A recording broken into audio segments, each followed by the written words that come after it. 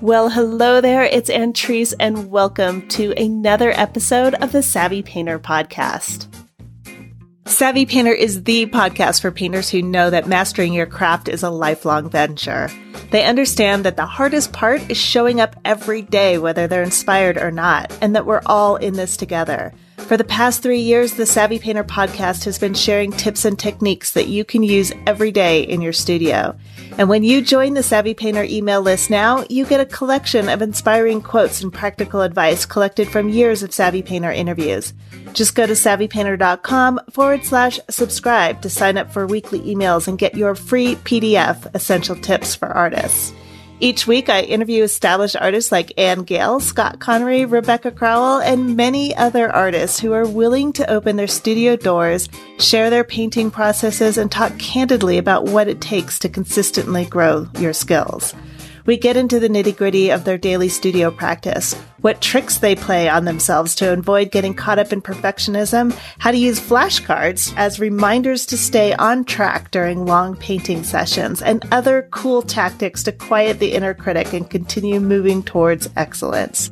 The Savvy Painter podcast is filled with artists who generously share their stories, and by sharing their stories, they show the rest of us that we are not alone.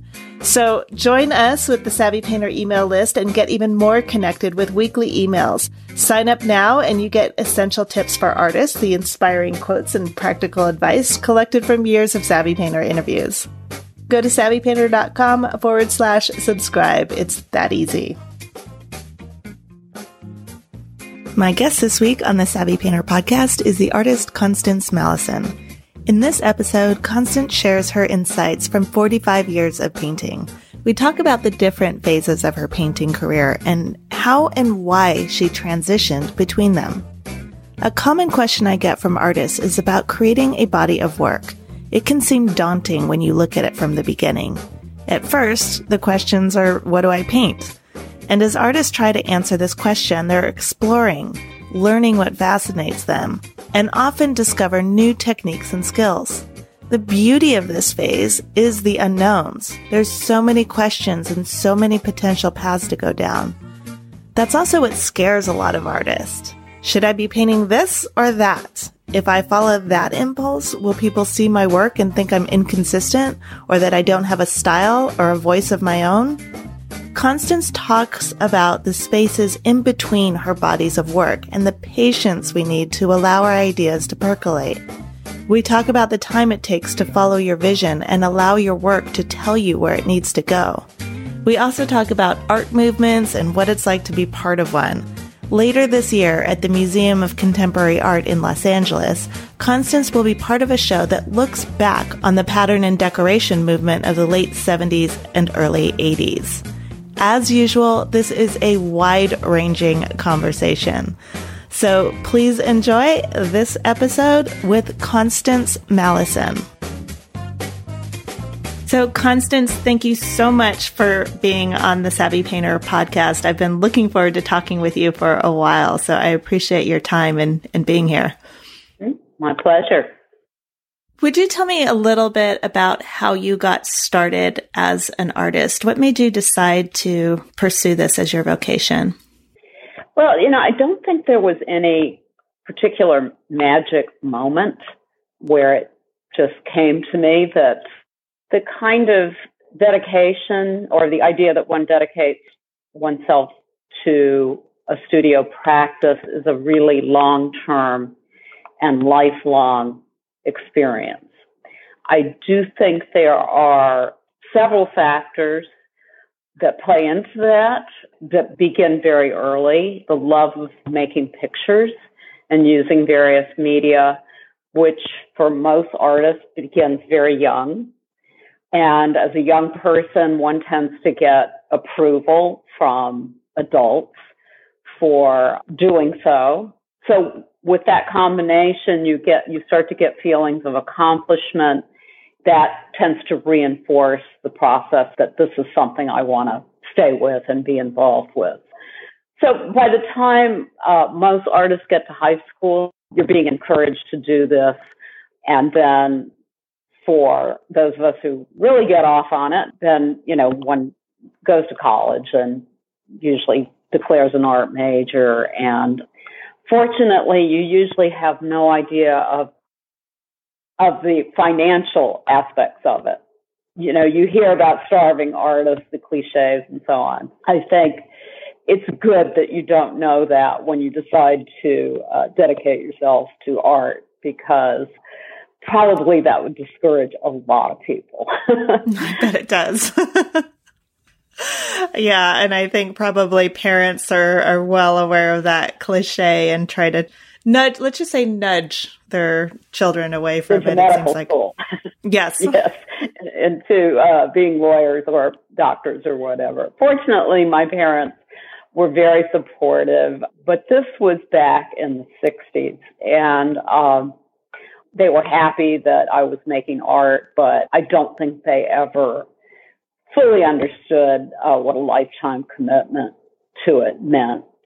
You know, they didn't try to push me into anything else. So it's good and bad. Who are some of the artists that you looked at when you were younger that inspired you? So when I was really young, a very outdoorsy child, lived in suburban Washington, D.C., I wanted to be a naturalist when I grew up, but I also loved art and drawing and painting. And so I would do landscapes and watercolors and so forth of my natural surroundings. And at that point, I was very enamored with John James Audubon. But then as I grew older and began to seriously look at historical art, and we lived near the National Gallery of Art in Washington, D.C., through my visits there, both with my family and on my own, I discovered the great artists of history. And that collection spanned medieval art to early 20th century. So I had quite an education just visiting, and of course they had changing exhibitions and so forth.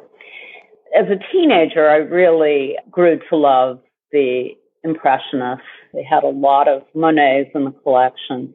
They also had several other smaller museums in Washington, the Phillips Collection, which was wonderful. And for a very brief time, something called the Washington Museum of Modern Art, which was a very small building, kind of a townhouse. So as I was really beginning to be serious, I saw the work of the Washington color field painters. Gene Davis was one of those, Morris Louis. So it was, I think, through those museums and institutions that something clicked, and I knew that this was really what I wanted to be involved with for my life, is making painting. How has your art changed over the 45 years that you have been painting? What are some of the things that you have been fascinated by and explored during that time? We're having a retrospective at this point. I think it'd be a super question. In that, I mentioned the Monets and the Impressionists and my early desire to be a naturalist. I would say that landscape has been a consistent theme throughout that 45 years. Now, that said, how does one interpret the landscape? There are thousands of ways to do that. So that in 1970, when I began really connecting with the contemporary art world, I was doing what could be termed as minimalist paintings. But they were minimalist paintings about landscape space, and they had very subtle references to atmospheric or impressionistic landscape.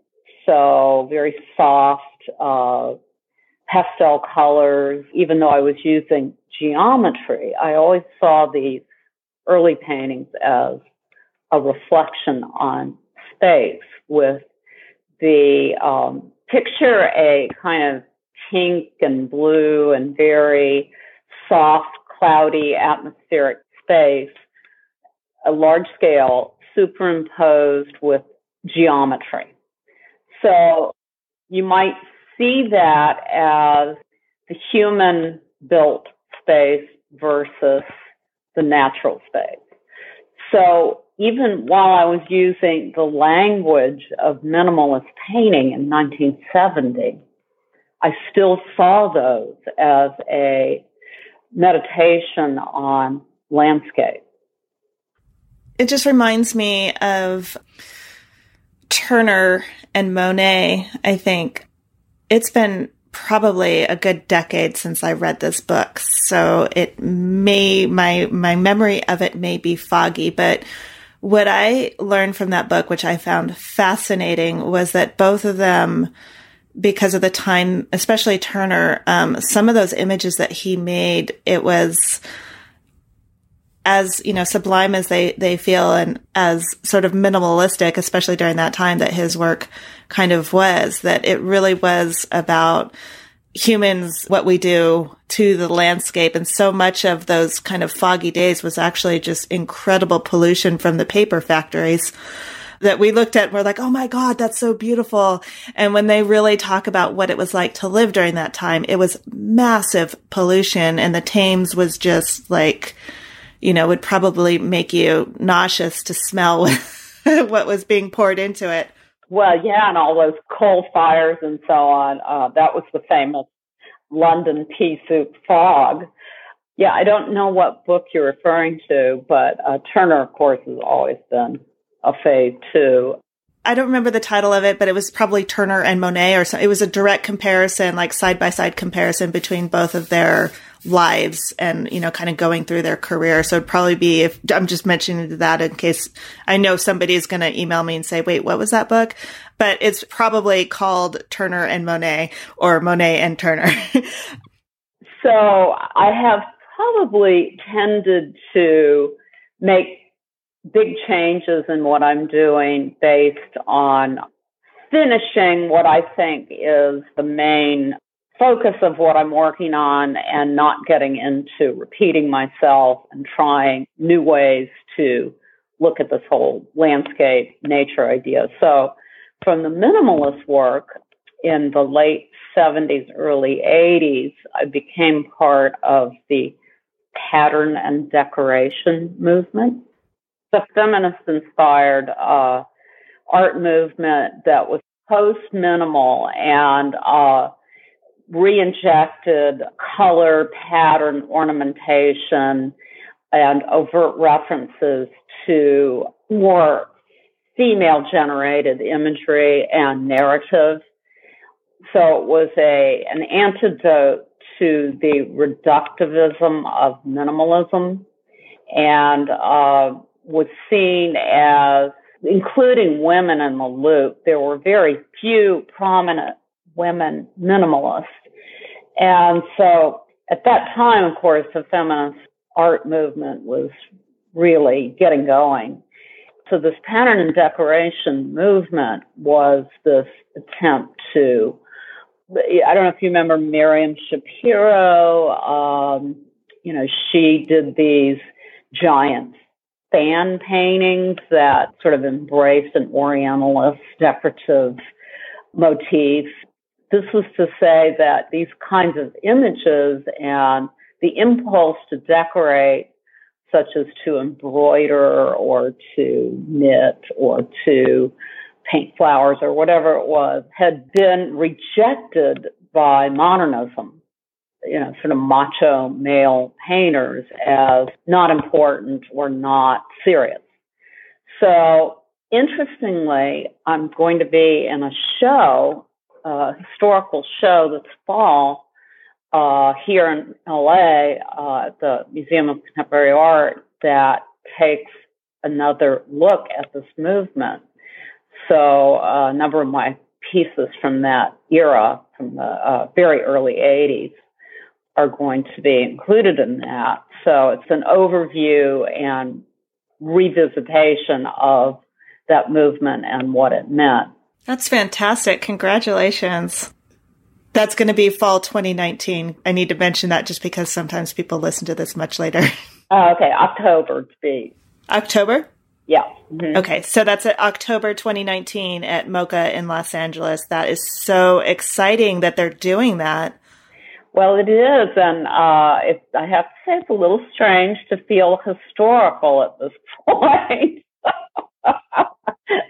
I said I've always been hysterical, but not historical. So anyway, the work at that point was kind of a bridge between the minimalist work that I described to you, and what I did was at that point, which would be 1979 through the early 80s, the landscape component of that work shifted from the minimalist work that I described to you to these patterned paintings and drawings that almost looked like they were woven, and they were constructed of millions of tiny little overlapping brushstrokes or pencil marks. So there was a layering process and a kind of meditative approach to building the surface of the painting. And the colors were very impressionistic again. And there was a real insistence on mark making, which was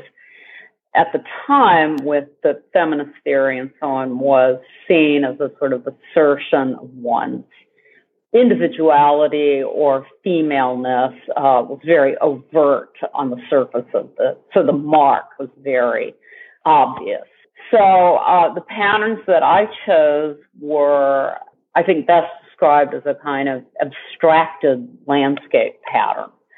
So it might be repetitions of chevrons or zigzags. Often I titled these pieces as the forest, for example. So the colors would be based on natural greens and browns and that sort of thing. So that landscape connection was still there in this very abstract work. I am not at all familiar with this movement, and I have to admit my complete ignorance of it. But at the same time, I'm so excited to be able to go dig into it. Like I actually love it when somebody tells me about something that I didn't know at all, because now I get to go research it and dive into it. This sounds so fascinating. It sounds like, if I'm understanding it correctly, that all that mark making and patterning was somehow asserting themselves, the artist, into the work, whereas the minimalists were sort of trying to pull themselves out. Yes. Well, if you think back to Greenberg, and it's all about the insistence on just the flat surface and the properties of paint. A painting was about paint. And that certainly played into the pattern paintings, but it encompassed so much more. So there was a purity element in minimalism that said there's no narrative here. It's just about the materialism of paint. And feminists saw that as a way of that they were really denigrating women's experience, that was not seen in any way as serious or important. And I think this wonderful curator who's doing this project, the young woman, and you're saying that you weren't familiar with it, as many people aren't, the movement kind of quickly came and went, and without much recognition as to its importance. So, like a lot of curators, she's looking for a way to find something historical and revisit it and rediscover it. And I mean, that's what great curatorial work, I think, it's all about in terms of art history. And, it's like, why did this get passed over so quickly? And there were male practitioners. I mean, there are going to be a number of men in the show. I don't know if you're familiar with Kim McConnell from San Diego. Have you heard of Holly Solomon Gallery in New York? I've heard of it, yes. She was the main New York gallery that showed this work. And in LA, it was not quite as big. I mean, I connected certainly with a number of women artists here who were excited about the ideas. There were a couple exhibitions that did attempt to show the work and define what was going on, but it didn't have the presence in LA that it did in New York, which is why I think it's kind of wonderful that she's doing it here, because there were just a few of us. So it feels good that, even though it's going to include a lot of New York people, that she's doing it in LA, because it felt much more underground. Yeah. I'm always curious about this. When there's a movement like that, are you aware at that time that you're part of a movement, or are you exploring something that you just were really interested in, and then later on you realize, hey, other people are doing it too. Let's look at this together? It's a good question. What makes for changes in one's work? It's not overnight. You don't wake up one morning and say, oh, I saw that, I want to do that. Looking back, I would say that art making has always been about kind of an interfacing of the personal and the cultural. So I'm constantly evaluating where those two meet each other. I might be involved in a certain personal struggle in my work, formal issues that I'm trying to work out or solve, how I want to keep the making of those paintings really engaging and exciting. And I think when one gets into, for me, repetition, then that signals for me it's time to up my game or change it or see how I can tweak it a bit to keep it really interesting for me, because spending a long time in the studio, it's got to be really exciting and interesting. So that's where I think the cultural tends to influence and impinge on the personal. Is that making sense? Yeah, I think it is. I mean, I can absolutely understand that idea of you've sort of taken an idea as far as you can. Right. And, at least for me, then I start exploring other, I go through a moment of panic, honestly, where I'm like, oh my God, now what do I do? But then then you sort of get back into the okay, let's get curious about what's happening here and what are other things that I'm curious about. And it is absolutely not an overnight thing where you just suddenly decide, boom, I've got this idea and I'm going to do it. I mean, you may have that, but it takes time for that to evolve into something that's actually that you can. Yeah. Exactly. Mm-hmm. And don't get me wrong. I mean, in most of these transitional phases, there was probably a year or two of absolutely worthless work that got thrown out. But it was important work. It was experimental. It was helping me figure out the path forward. And so it takes a while to get that work up to the quality you're looking for. But, in terms of also the pattern and decoration movement, you have to remember how impactful the feminist art movement was in the late 70s. This was tremendously life-changing for many of us. It said, you can actually have careers comparable to male artists and you can be taken seriously. So as women, there was a lot of support, a lot of cooperation, a lot of getting together and discussing the ideas. And that was invaluable to that particular time for me and making that change. The feminist art movement in LA was really strong. I came from DC in 1978, so I really didn't get in on the CalArts feminist phenom, but many of the women I knew here had. And so I was able to at least learn from them. So really, really important time for me.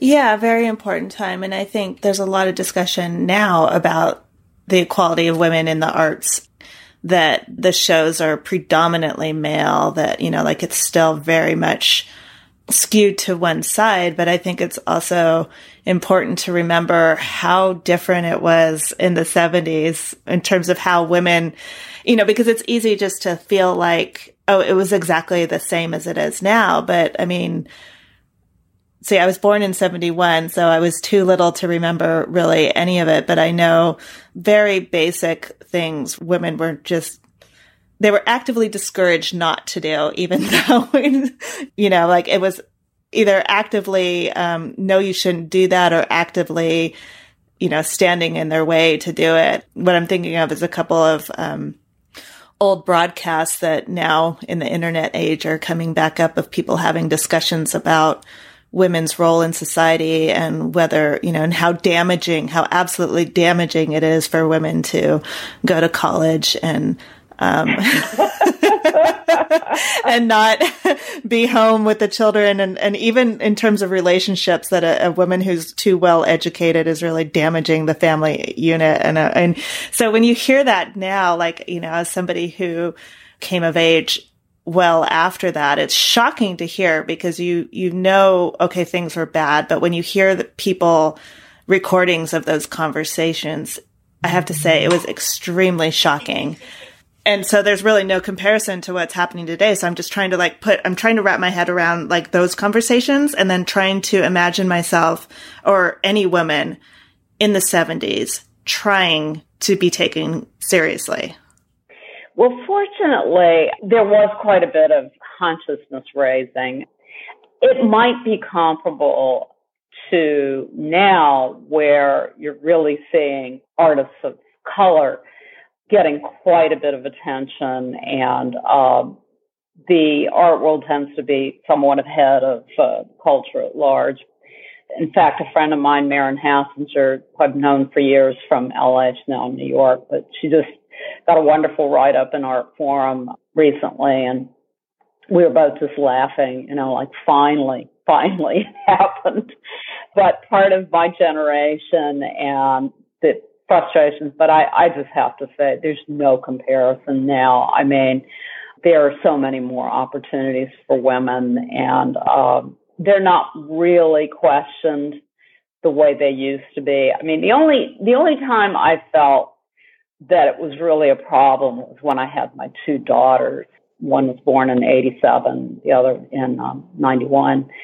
That's when I think the sexism reared its ugly head again, and there was this perception that women artists who had children were giving up, not really serious. That's what they were going to be doing for the next 25 years, and we can write them off.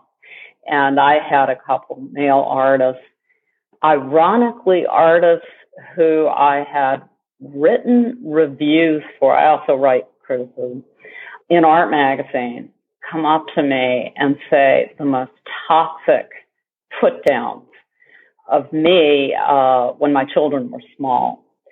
Of course, I never stopped making art or painting, but a lot of things all of a sudden seemed unavailable to me just because of that really obnoxious stereotype that women with children are not interested or not capable of making good art. That was something I had to overcome. I mean, what doesn't kill you makes you stronger, of course, more determined. You're just so hell-bent on getting that studio time in, probably more than when they're grown up and gone away.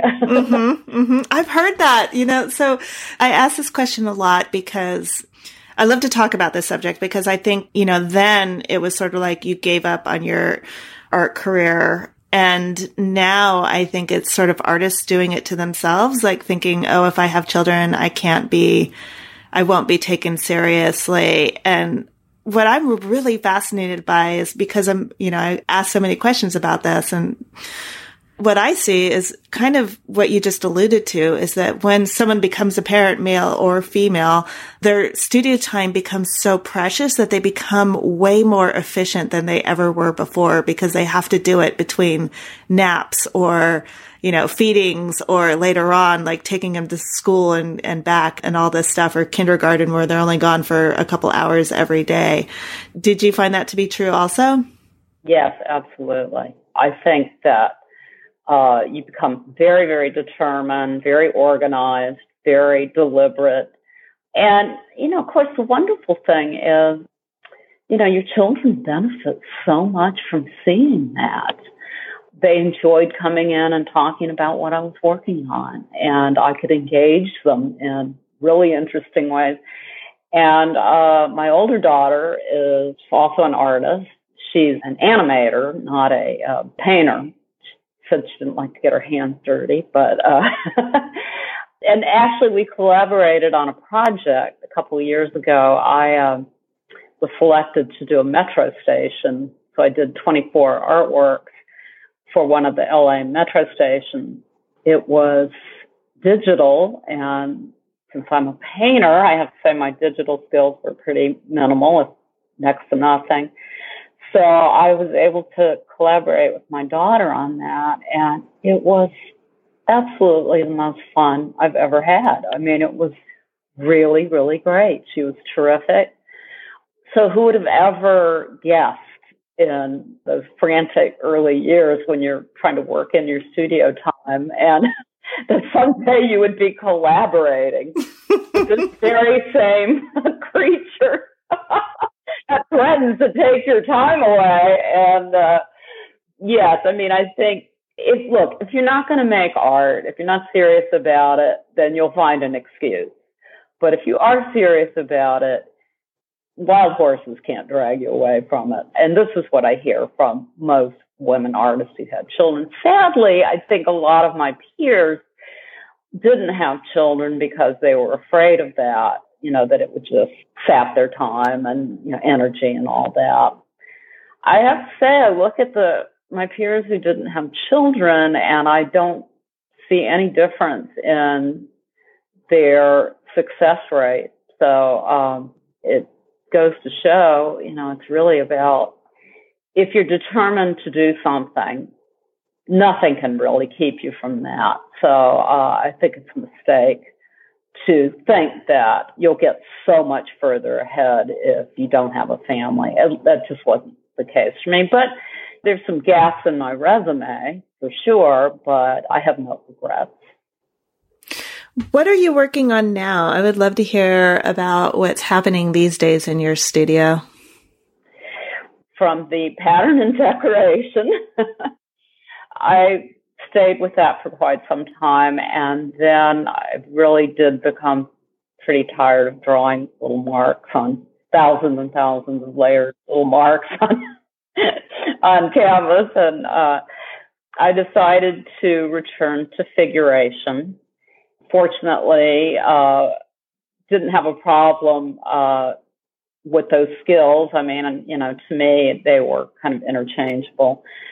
So I returned to making figurative landscape works, but I took the whole patterning idea and I created these epic scaled panoramic landscapes, and I'm talking 18, 20-foot long landscapes, which I constructed from thousands of appropriated photographs. So now we're talking 90s through early 2000s. If you think of postcards, National Geographic, Sierra Club calendars, and all that, I wove those together into these very intricate composite or collage-like epic landscapes. So I did those for quite a while. Again, all this work has been very labor intensive, so there must be something in me that needs to devote a lot of time. Mm-hmm. Very detail oriented. By 2008, I had had it with working from photographs, having painted literally thousands of photo images connecting to one another in these big landscapes. And I decided it was time to go back to observation, to actually putting something beside a photograph in front of me and working from actual observation. I do a lot of walking, and that's sort of going to get us to my current work. But I walk every day for about an hour through LA, through my neighborhood primarily. And I started picking up things on my walk. And the first things that I picked up were natural materials like tree branches and leaves and twigs and that kind of thing. See, this gets back to the whole naturalist thing from when I was 5 years old. I began constructing these sort of tableaus and images from this natural detritus. Most of it was rotting and decayed material. So I would construct human-sized figures from these tree trunks and gnarled stumps and anything I could find, really. So I don't know, are you familiar with the 16th century painter Arcimboldo, who made the heads out of fruits? And I know you've seen Oh, yes. Okay. Yes. So it was kind of a play on that, but I was making full-size human-scale figures from these various natural materials. So did that for a number of years, and everything was decaying and rotting. And so I saw those as a kind of reflection on the human interface with the natural world and how we're all decaying, and we all have that possibility. And so more recently, from say 2010 to the present, maybe 2012, I started collecting human-made detritus instead of just the natural decaying twigs. So everything that I found on the street during my walks. So this would include little tiny plastic fragments, everything that people throw away. And it's all out there on the street, spilling out people's trash cans. So the most recent work are these gigantic still lifes, and I'm saying, 14-foot by 5-foot still lifes that represent these accumulations of these objects that I'm finding and bringing home. And the vast array of what they are. I mean, everything from deformed Coke bottles to, I can't even begin to catalog the stuff that I find. Brand new things that people just throw out. Stuff that's been run over by cars, toys, people that give their kids toys that they play with for a month and then it's thrown away. And so all these kinds of things are retrieved. Starbucks cups, fast food packaging, beauty products, print materials, sports gear, huge amount of sports gear. Wow. So this is, it just sounds like a combination of everything that would naturally be blown around on the street, and then the things that you find next to the garbage bin on trash day. Absolutely. There's, as I say, it's a extremely diverse cross-section of our culture that's represented. The objects really become signifiers, of course, once they're put into these big still lifes. I don't know if you got the images I sent you. Yeah. Okay. I see a certain affinity with Dutch still life painting from the 16th century, where they piled up their pearls and their lemons and their skulls and books and things that they valued. The Dutch golden age of still life was the beginning of capitalism as we know it today, where they had colonies, they had trade, and vast fortunes were made. So I'm seeing quite a bit of similarities between that stage of history and our late stage capitalism. However, the Dutch, I think, really valued their objects, whereas we don't. We value them for 5 minutes and then out. So, of course, there's a strong environmental aspect to this work, because I'm also interweaving the natural detritus in with these objects. So there's this kind of a melancholic reflection on the state of consumer capitalism right now and where we're going, but also a reflection on painting's rich connection to the depiction of objects. And everything is very painstakingly represented. So there's takes a lot of time to show the actual beauty of many of these objects. And if you stop and pick up a Sprite can and study it in the light, it's incredibly beautiful. It's picking up all these greens and silvers and light reflections. I really, as a painter, I'm caught between the abundance and beauty of these objects that we create and the downside of that.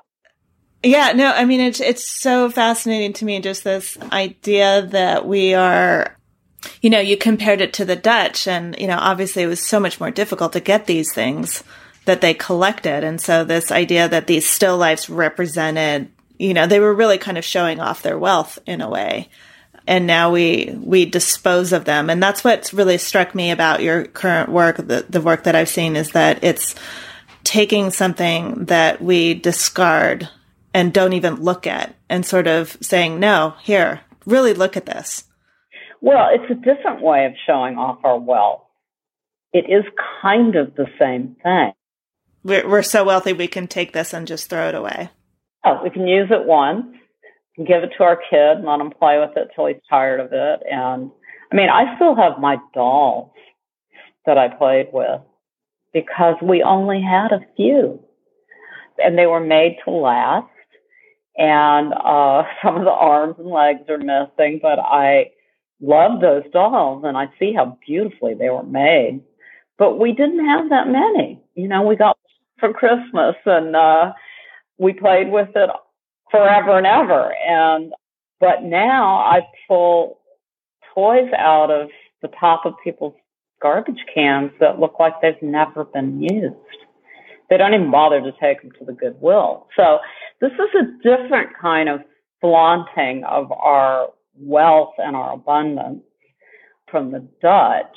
Obviously, if they had to go all the way to the West Indies to get a product, or to the Middle East to get a lemon, they were going to value it quite a bit more. But at the same time, it's about wealth showing off what we have. And so there are some similarities, and also in terms of patronage and painting, glorifying the wealthy patrons and so on. You could certainly make that analogy with art today. It's interesting to make those comparisons for me.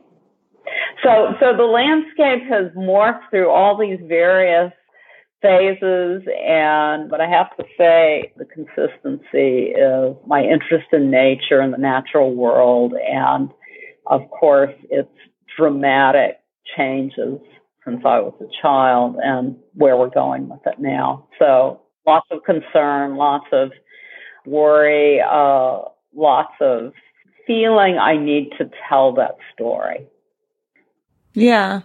From this perspective, it's just so interesting to be able to look back and find that common thread. But I imagine there were points when, hindsight is, of course, always 20/20, and you've had the time to reflect and think about some of these stages that your work has taken, because we can look back and sort of assess what happened. I think the impression that some people get is that you always knew that was going to happen, that you always knew these paintings were going to come out and evolve into a body of work. And it was so refreshing to hear you talk about, that you briefly mentioned it, but, between those bodies of work, when you were following a thread or looking for your next step, that there were years of trying something, wiping it out, trying something, throwing it away. And I wonder if you could talk about those kind of in-between periods, if you can recall them, and sort of as I say that because we tend to block those things out of like, oh, that was really hard, I'm going to not think about that. Well, I have PTSD about it, so. Yes. I think it's like parents too, like women forgetting how painful childbirth actually was. Because if I think they remembered that, nobody would have more than one child. I suppose you could look at just about everything in life as a transition. I think it's our tendency to value the finished product more than the transition. I think we need to, and perhaps this is what you're getting at, we need to also value those in-between moments, those extremely productive and thoughtful and soul-searching moments where we're intensely looking at something, we're intensely searching, whether that's the scientist in her lab or the artist searching for new forms. That's critical to the process. But, I'm guilty as anybody else. I said I threw away most of the work in those transitional periods. Maybe that's wrong. Maybe that work should be seen and we should start to value that more. We're not there as a culture. We want nice finished product. We want everything packaged and branded. And the overnight success and the effortless talent muse came and visited you in your studio and waved her magic wand and voila. Yes, exactly. But the struggling that goes on in between phases is really important. Now, just talking to you, I'm regretting not keeping some of that, just to look back and say, oh, this is where something was really starting to happen. So who knows, maybe what time I have left, I'll reconsider all of that. And I'm actually I'm not shifting into something. I would say I'm really expanding my practice to do anything I want. I came out of again, in the 70s, the idea was that you quickly branded yourself to a certain approach, whether that was Robert Ryman doing little splotches of white paint on a piece of vellum or something, and you just did over and over and over again, or if you were Morris Louis, you did your stain paintings forever. And so the idea was that you would create your artistic persona based on one thing. That was your entree into the art market, because collectors, museums would say, oh, we just bought a fill in the blank. And you would immediately know what they were talking about. You're painting to make it easy for people at cocktail parties to exactly give the 2-second version of what they just bought.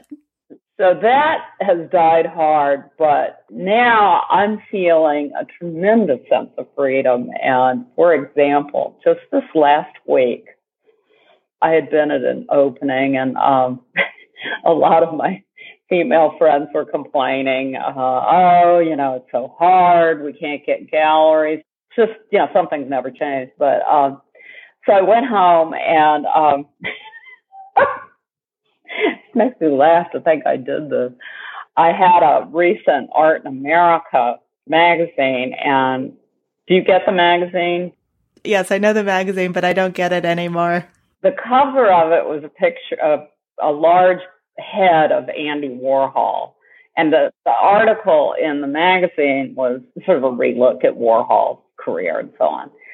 So I took some acetone and I wiped out the Andy Warhol picture, and I painted on the magazine cover a self-portrait.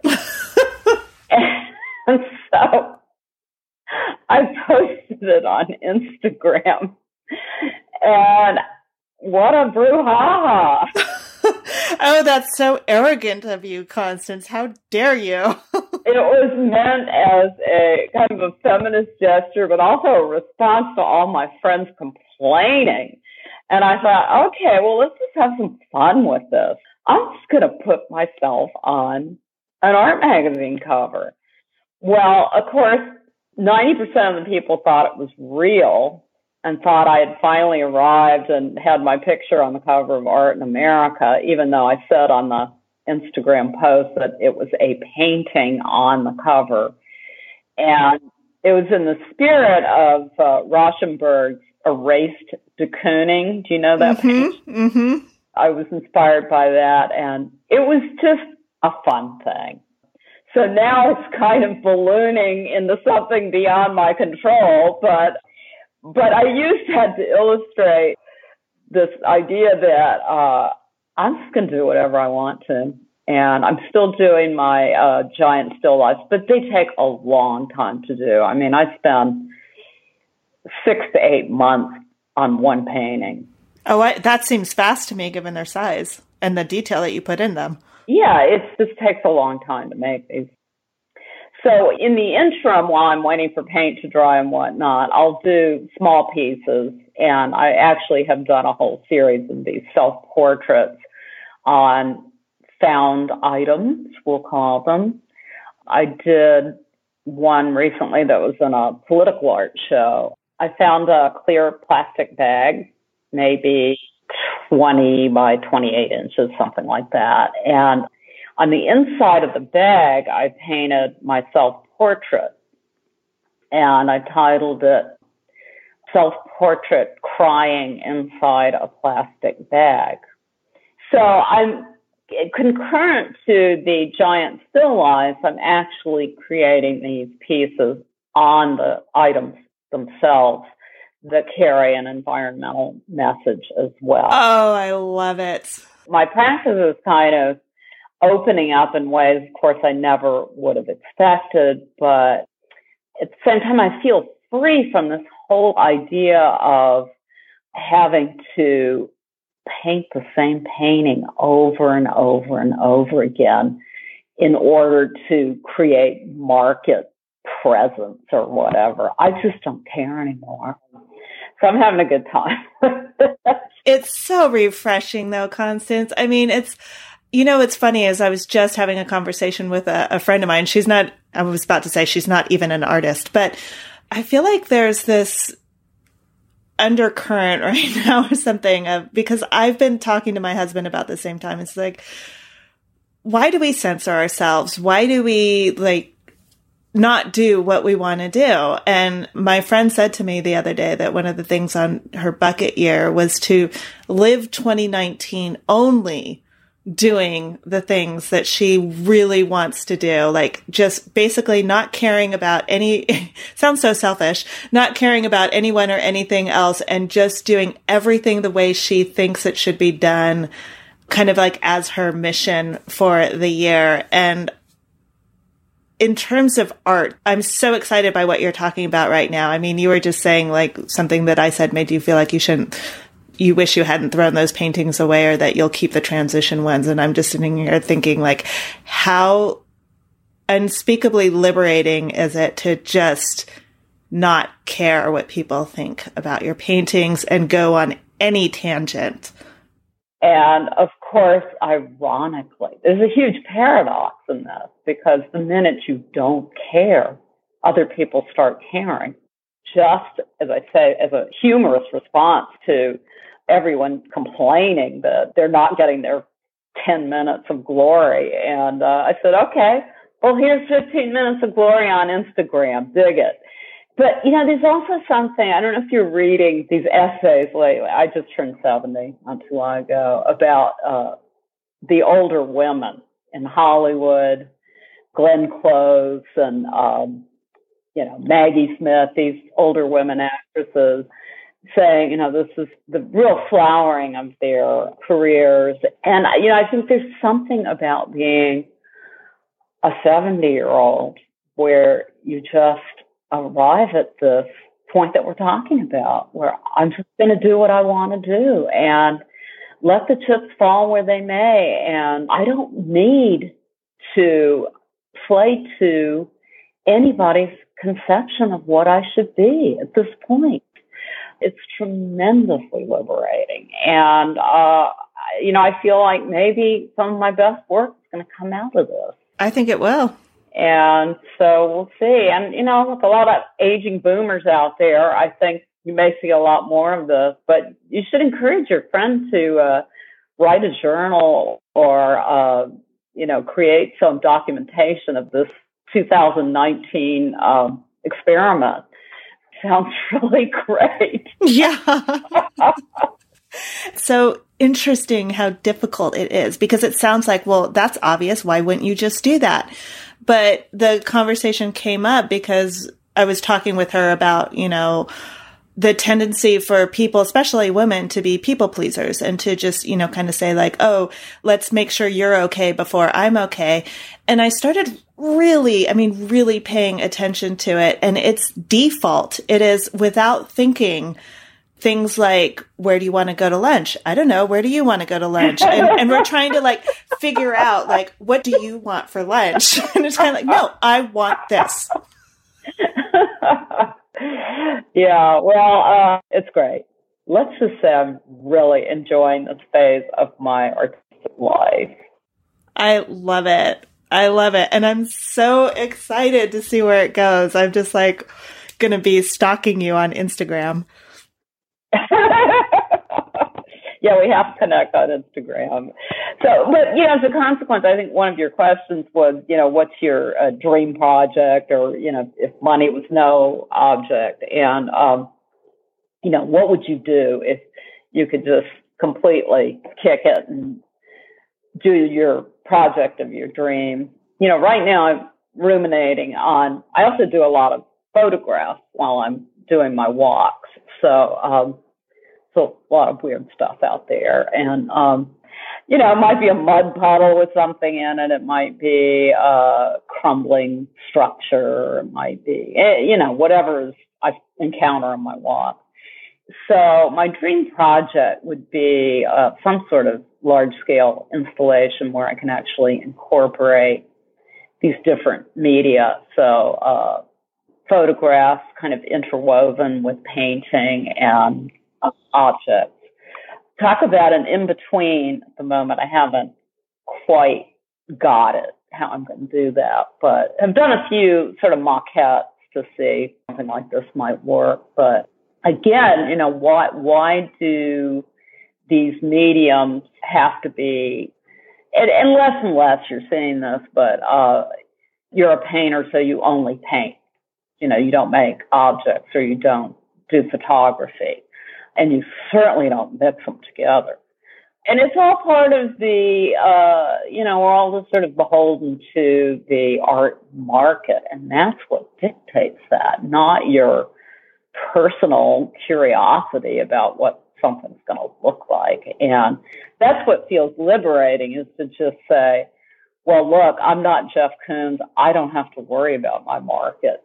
I'm just going to make whatever interests me, and so be it. That's what I want to do. And, but of course, if you are a branded artist, you have to make 10,000 of something so the collectors in Dubai can get it as much as the collectors in Hong Kong. So it's not a big worry for me. Yeah, a dream project would be to interweave those different mediums that all deal with the subjects I've been talking. Mm-hmm. Mm-hmm. Actually, I think I'm going to change that question after this conversation. I think I'm going to make it. I think the question is going to be, what would you do if you didn't censor yourself, and you didn't consider the market, and you didn't consider your brand, and you didn't consider how it would be received? What would you do? That's awesome. That's got to be put in the the questions now. Yep, that's going to replace all the other ones. Well, yeah, because it is restrictive. People are so tied into their marketability, and which, there's so many myths that go along with that, because there are many artists who try to come up with a marketable product and really don't succeed with it. So why, subject yourself to that? And then you look at an artist like Mike Kelly, who I think really started that whole idea of subverting the marketing system by creating installations with dirty stuffed animals he picked up at the Salvation Army and having people buy them for $500,000. That was his vision. That's what he wanted to do. And he was also rewarded greatly for that. He was a disruptor, you want to put it that way. But that, I think that gave permission to other artists to say, you can just do whatever you want. And it may or may not be financially rewarded, but you don't have any control over that. Very good. Constance, this has been a wonderful conversation. I enjoyed it so much. So thank you. Thank you for sharing yourself. And so I didn't get to tell you about my favorite book. We might have to do a part 2. My favorite question. Okay, that'll be the last question then, because it's completely selfish on my part. I love books. So what book do you recommend I read? Well, of course, I don't have favorites, but books that really feed me and nurture me, that bear reading over and over and over again. And a book that really does that for me is Simon Schama's Landscape and Memory. Do you know that? I've not read it. It came out about 15 years ago, I guess, where he goes through the history of landscape painting and makes cultural connections with it. It's very dense reading, but very profound. And of course, he's such a brilliant writer. It's historical writing, but done in a very literary way. So I would highly recommend that. And for painters, another book that I really was taken with was T.J. Clark's The Site of Death. He's an art historian. He spent 1 year going to the Getty Museum here to sit in front of one painting, and he went every day. Wow. And the painting was a Poussin, but he felt that was the way he could truly understand this painting. And I thought, how many painters would do that? Would go and spend that kind of focused, concentrated time with one painting. Every single day he went to the Getty and he sat in front of the exact same painting? Yes, and then he'd go back and write ideas and observations about the painting, and this is the way he really got to understand it and know it. Those are two really great books for painters, especially painters involved in landscape, to rethink it, to inspire, Thank you for listening to me. You are more than welcome. I hope you enjoyed this episode of the Savvy Painter podcast with Constance Mallinson. Thank you so much to Constance for sharing her story and to Marie Thibault for introducing us. Go to savvypainter.com and click on the podcast tab. You'll find show notes there, information on the artist Constance mentioned, along with examples of her work and links to connect with her. Once again, I'd like to give a big thanks and gratitude to some very special people who make this podcast possible. Thank you so much to Antoine Renaud, Diane McGee, Robert Talbert, Susan Zefton-Kuhn, Jamie Campbell, Robert Doucette, Tracy Lee Morgan, Gregory Meisner, Deb Cook-Shapiro, Kim Weaver, Denise Klitze, Kelly Berg, Rudolph Harris, Pat Oxley, Jill Opelka, Stephanie Dradi, Kathleen Speranza, Julia Patterson, Andy Doby, Raquel Kramer, and Elizabeth Pinson. Big or small, your contribution matters, and the Savvy Painter podcast would not exist without you. Thank you so much for your support. Lastly, just a quick reminder that Savvy Painter will now be every other week. So until next time, this is Antrese Wood with the Savvy Painter podcast. Thanks so much for listening.